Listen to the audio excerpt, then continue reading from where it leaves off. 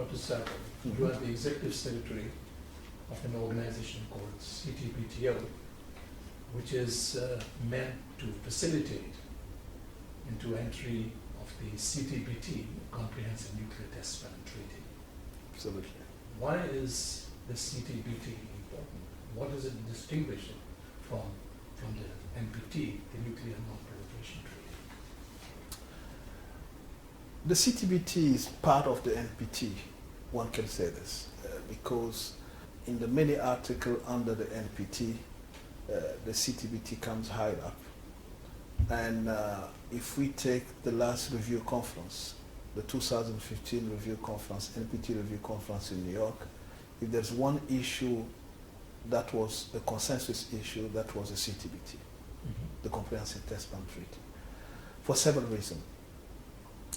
I see the Test Ban Treaty in the context of non-proliferation and ultimately disarmament as a low-hanging fruit. Why? Because you have 183 that have signed the treaty, 164 that have ratified, and in our Annex 2 framework, there are 8 remaining countries which ratification is necessary for its entry into force. You wouldn't call them rogue states. Yeah. You have India, Pakistan, Israel, Iran, and Egypt, US, China, and North Korea. Why is it important that those 8 get on board for the entry into force? Because the entry into force of the CTBT contributes to international peace and security. For it will put an end to a key framework in the development of the nuclear weapon. Testing. Testing is important if you want to make sure that the weapon you develop is working. If we put a hand to nuclear testing by the entry into force, we don't talk about North Korea anymore.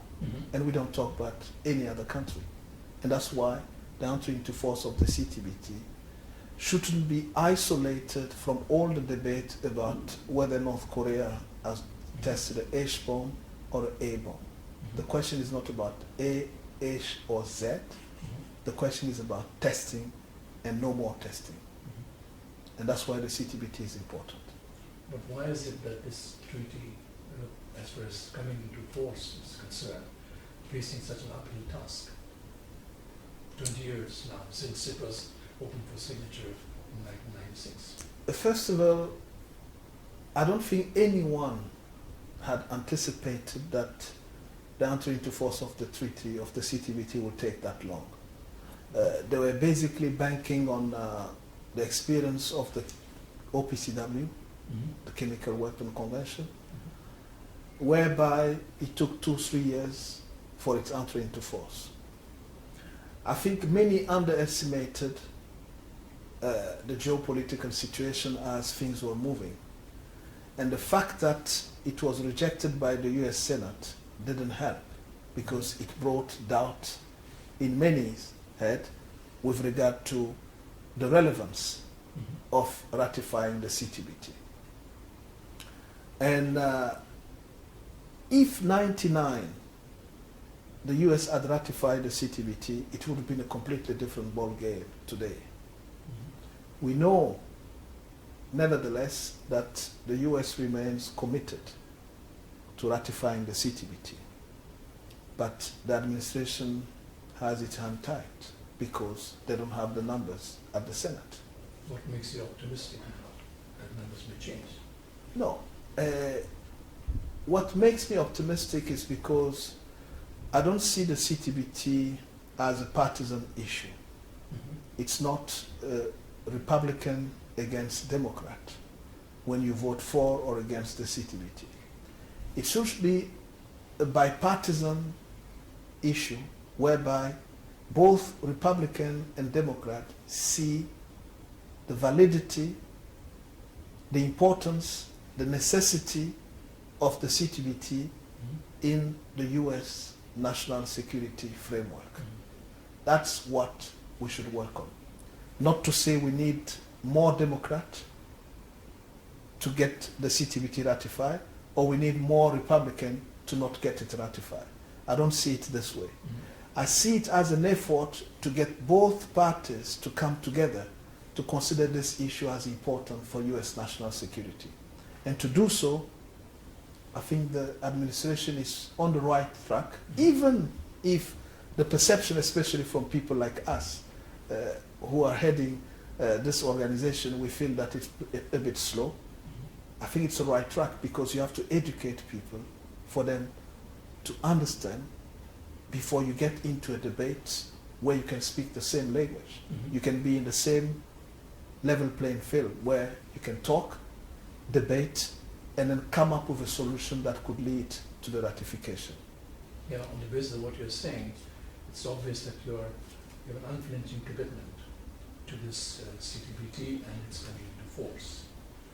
It's only in 2013 that you became the executive secretary, and it's widely known that you have undertaken a number of efforts. For example, the group of committed persons. So could you briefly explain what are the other activities that you have undertaken to create this awareness?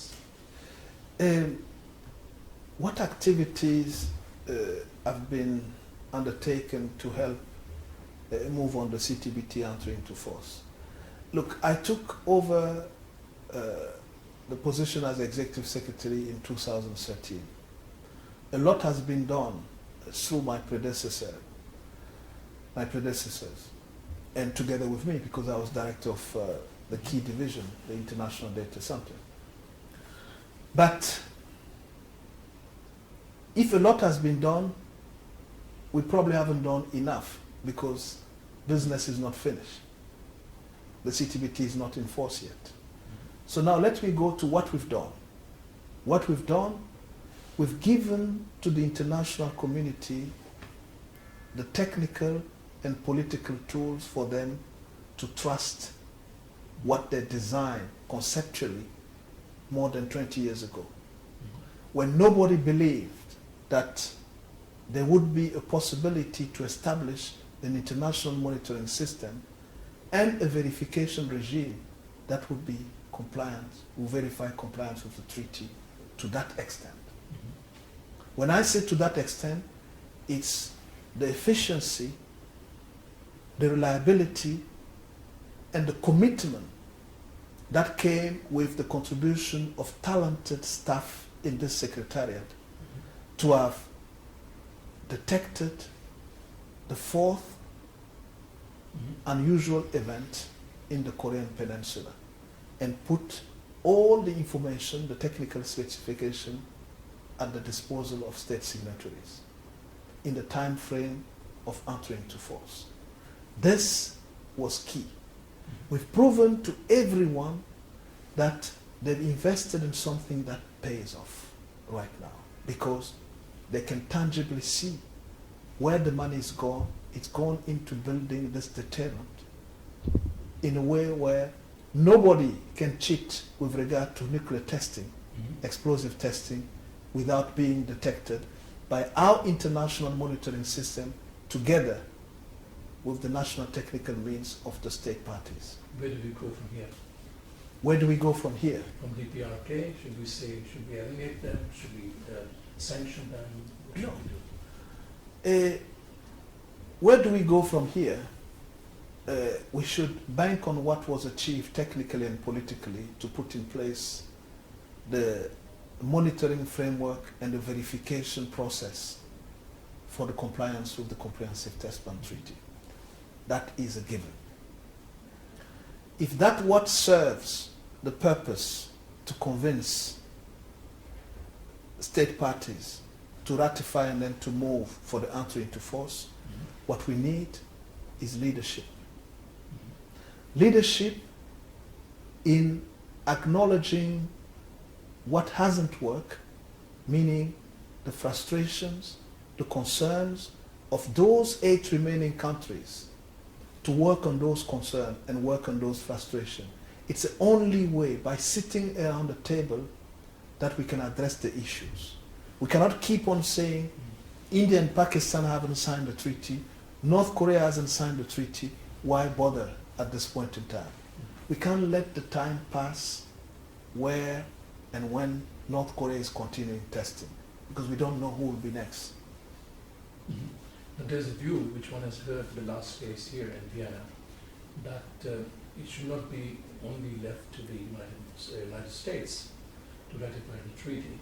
It can be done independently of the United States. For example, India and Pakistan could do that, Israel could do that, Iran could do it. Do you think this is something which is realistic, this approach? Yeah, I think it is realistic for a simple reason where, it's the right timing in everything. And right now, if you look at the 8 countries, which one of them has a situation that we can consider ripe or conducive for the CTBT ratification? If I speak today, I would say Israel and Iran. And you will ask me why. Why? Under the JCPOA, the Joint Consultative Plan of Action under the Iran deal, Iran has shown carte blanche. They're showing, through implementing this deal, that they have no intention whatsoever to develop nuclear weapon. If Iran, under the implementation of the JCPOA, is showing carte blanche, as we say in French, the ratification of the CTBT becomes more than relevant to Iran. If that's the context, Israel has nothing to lose. The threat that they had with regard to Iran developing nuclear weapon is gone. If that threat is gone, let them join forces and consider the CTBT ratification together. And this will create a dynamics in the region with regard to what was a dream for so long, a WMD-free zone in the Middle East.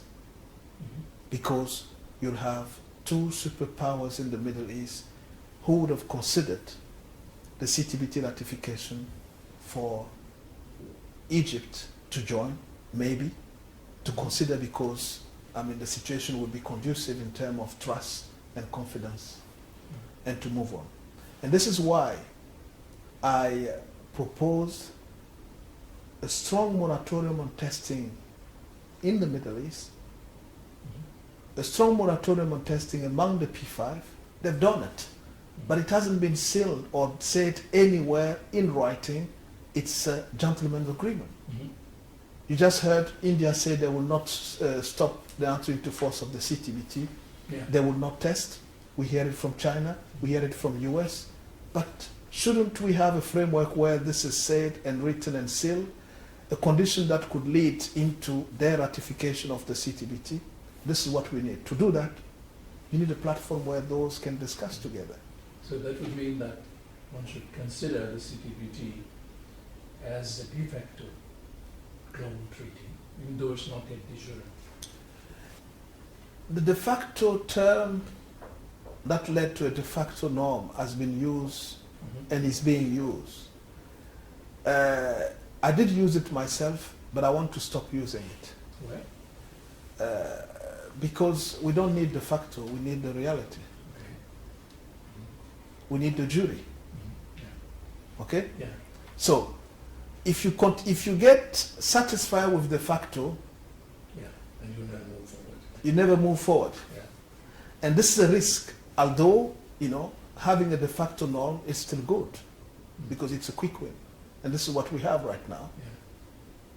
If we take North Korea outside of this scope. But more importantly, my issue is the risk that the longer the entry into force of the CTBT is, the more risk we have with regard to treaty fatigue that could lead to people saying, why are we investing in something if we don't know when the treaty will enter into force? That's the biggest risk for this treaty. Two brief questions. When are you going to North Korea? When I'm invited. If you give me an invitation, I'll get on a plane, the next plane to North Korea. Have you talked to the Chinese about this? I've talked to the Korean about North Korean about this. Okay.